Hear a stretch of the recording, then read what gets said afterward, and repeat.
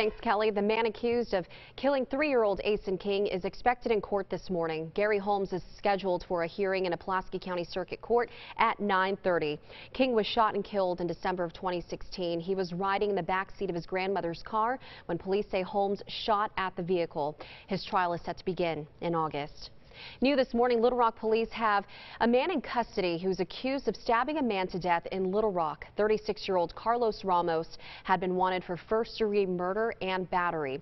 Police say he stabbed 2 men during a fight just outside a home on Stanton Road. No word on the condition of the second stabbing victim. And that Saturday was actually a busy night, to say the least, for LRPD. Little Rock police tell us around the same time as the stabbing, there was a drive-by shooting just off Butler where a man was grazed by a bullet. Then another shooting at an apartment on Green Mountain Drive. A woman was shot twice, then beaten up by her boyfriend. Police say she is stable this morning. Following that, police responded to a stabbing at the Motel 6 on Markham. Then just before 5 a.m. Sunday, police say a man was stabbed several times at Club Trois on Asher. He is also stable. Right now, police are investigating a homicide from Friday. They say 62-year-old Lawrence Butler was found dead inside a home off Arch Street in Little Rock. He was shot several times. If you know anything about this case, call police. If you still haven't filed your federal income taxes for 2017, you owe money, and there's another deadline you need to know about. Taxpayers who missed the April 18th filing deadline face a higher penalty. After June 14th, the penalty for not filing a tax return is at least $210. Experts say even if you can't pay what you owe, submitting your return by June 14th will eliminate some penalties. And for those who requested a 6-month extension, well, you are in the clear for right now. Gas prices continue to rise. The nationwide average for a gallon of gas is $3.01. That's up less than 2 cents in the past three weeks. Industry analysts say oil prices are going down and refiners are passing down much of the savings. A mission trip for Northeast Arkansas volunteers was cut short due to safety concerns. The volunteers, a part of Open Hearts Ministries, had traveled to Nicaragua several times before, but recent political unrest has caused violent and even deadly protests across the country. Volunteers say even walking in areas deemed safe, tension was still in the air. I was, fearful for their safety and concerned for that, so we sent them home early. 10 people gave their life to Christ, so I believe the mission that was set before us was accomplished just through those short few days that we got to spend. Though the trip was cut short, volunteers say they came home with a sense of accomplishment.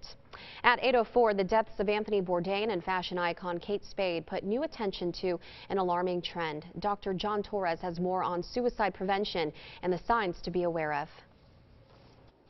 For 25-year-old Kelly Davis, simply scrolling through social media this week has triggered suffering she's been trying to forget. As an attempt survivor, I think knowing what that pain feels like and knowing that somebody else felt that kind of pain is really hard. After struggling as a teenager with eating disorders and PTSD, she tried to take her own life 3 times. I'd kind of reached the point where I had done so much treatment and felt super isolated and felt, like a burden on the people around me, and was like, I'm done. I can't do it anymore. Now mental health experts are concerned there could be a surge of copycat suicides. One study found that there were nearly 2,000 more suicides in the 4 months after Robin Williams took his own life 4 years ago, an alarming 10% increase. When it becomes dangerous is when we talk about suicide in a glamorized, sensational way. So what can you do? Know the warning signs, like talking about suicide, hopelessness, or feeling trapped. Changes in behavior, including using alcohol or not sleeping, and differences in mood like anxiety or agitation. This is a preventable cause of death. These are treatable brain-based illnesses, and we need to think of it, in those ways. Kelly Davis knows she'll struggle with this for the rest of her life, but with treatment, she now knows how to cope. It doesn't get perfect, but it does get better. And this news comes just days after a report was released showing suicide numbers are up in the U.S. The Centers for Disease Control is calling it a public health problem. The CDC says between 1999 and 2016, the number of suicides rose 25% across the entire nation. Here in Arkansas, there was a 36% increase. Overall, suicide is the 10th leading cause of death in the nation and one of 3 leading causes of mortality that is increasing. The CDC says there are many causes, including economics, relationship issues, and overall mental health. Well, Father's Day is next weekend, and it looks like you'll be getting your dad something nice. Father's Day spending is expected to reach a near record of $15.3 billion. That boils down to about $133 per dad. People ages 25 to 34 will spend the most for dad this year at an average of $188. Last year, $15.5 billion was spent for Father's Day.